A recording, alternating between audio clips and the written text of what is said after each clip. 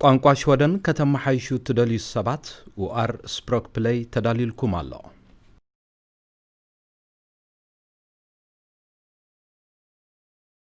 መጀመርታ አጸቢቕካ ትርድኦ ቋንቋ ምረጽ።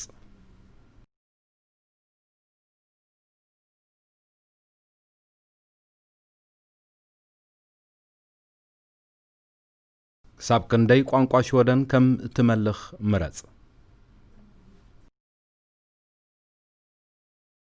ሕጂ ነዚ ዝስዕብ ናይ ቲቪ መደብ ክትርኢ ትኽእል ኢኻ። ከታተሎ ዘለኻ መደብ ብቋንቋ ሽወደን ኣብ ታሕቲ ብጽሑፍ ቀሪቡልካ ኣሎ። እቲ ኣብ ታሕቲ ዘሎ ጽሑፍ ብሰለስተ ዝተፈላለዩ ሕብርታት ይርአ። ቀጠልያ፣ ብጫ፣ ቀይሕን።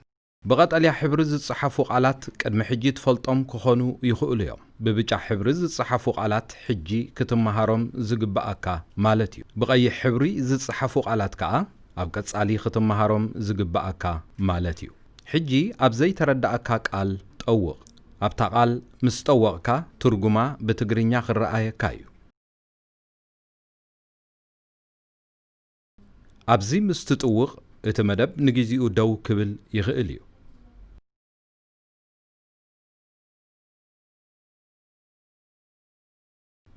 ኣብዚ ምስ ትጥውቕ ከዓ ትርጉም ብቐጥታ ይረአይ።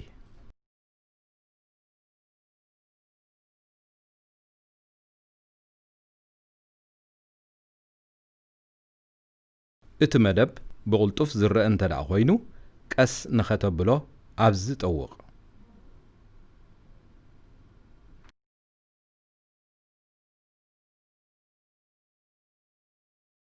ሓደስቲ ቃላት እንተደኣ ተማሂርካ ናይ ቋንቋ ፈተና ንምክያድ ኣብዚ ምልክት ክትጥውቕ ትኽእል።